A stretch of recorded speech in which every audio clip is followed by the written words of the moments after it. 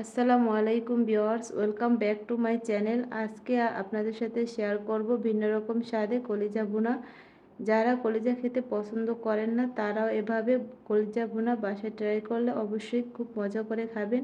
এভাবে কলিজা ভুনা রান্না করলে খেতে বেশ দারুণ লাগে। চলুন আর কথা না বাড়িয়ে চলে যাই মূল রেসিপিতে। এখানে হাফ কেজি গরুর কলিজা নিয়েছি। কলিজাগুলোকে ছোট ছোট পিস করে কেটে নিয়েছি। এর সাথে দিয়ে দিব কিছুটা মগজ। এভাবে কলিজার সাথে মগজ দিয়ে রান্না করলে খেতে বেশি ভালো লাগে। এখন একটা কড়াইতে দিয়ে দিচ্ছি বেশ কিছুটা পানি। পানিটা যখন ফুটে উঠেছে তখন কলিজাগুলো দিয়ে দিব। দিয়ে কিছু সময়ের জন্য সেদ্ধ করে নেব। এতে করে কলিজার ভিতরে যে দূষিত রক্ত আছে বা জামস আছে ওগুলো বের হয়ে যাবে।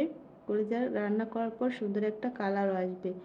কলিজাগুলোকে 5 মিনিটের মতো সেদ্ধ করার পর এগুলোকে তুলে নিচ্ছি। এখন একটা প্যানে দিয়ে দিচ্ছি তেল আর দিয়ে দিচ্ছি হাফ কাপ পেঁয়াজ কুচি। পেঁয়াজটাকে কিছু সময় ভেজে নেব। এরপর এর ভিতর দিয়ে দিব কিছুটা গোটা মশলা। দিয়েছি 4 টুকরো এলাচ, দারুচিনি আর কয়েকটা গোলমরিচ, 2 টুকরো লবঙ্গ দিয়ে কিছু সময় ভেজে নেব।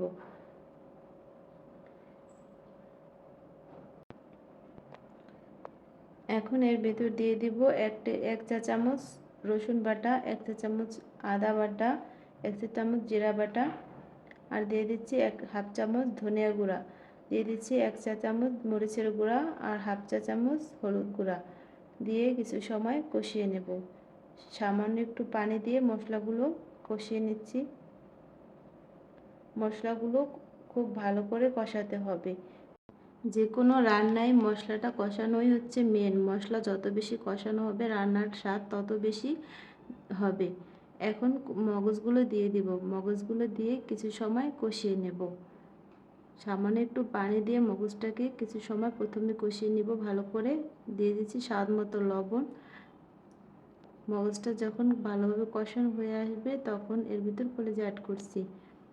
কলিজা দিয়ে বেশ কিছু সময় কষিয়ে নেব। প্রায় 5 মিনিটের মতো কষিয়ে নিয়েছি।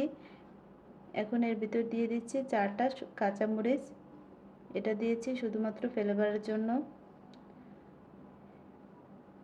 ভালোভাবে কষানো হয়ে গেলে এখন এর ভিতর গরম পানি অ্যাড করব। অবশ্যই মাংস রান্নায় গরম পানিটা অ্যাড করতে হয়, এতে করে রান্নার স্বাদ অনেক ভালো হয়। এখন এগুলোকে কিছু সময় জাল করে ঝোলটা শুকিয়ে নেব। কলিজা ভুনায় ঝোলটা মাখা মাখা থাকলে খেতে বেশি ভালো লাগে। এভাবে রেখে দিব। খুব অল্প সময়ে খুব সহজভাবে কলিজা ভুনা রেডি হয়ে গেছে। এভাবে রেসিপিটা একবার হলো বাসায় ট্রাই করবে, এতে খুব মজা লাগে। যারা কলিজা খেতে পছন্দ করে না তারা খুব মজা করে খাবে। আজকের রেসিপিটি এ পর্যন্তই। সবাই ভালো থাকবেন। রেসিপিটি ভালো লাগলে প্লিজ লাইক, কমেন্ট, শেয়ার করে পাশে থাকবেন। আল্লাহ হাফেজ।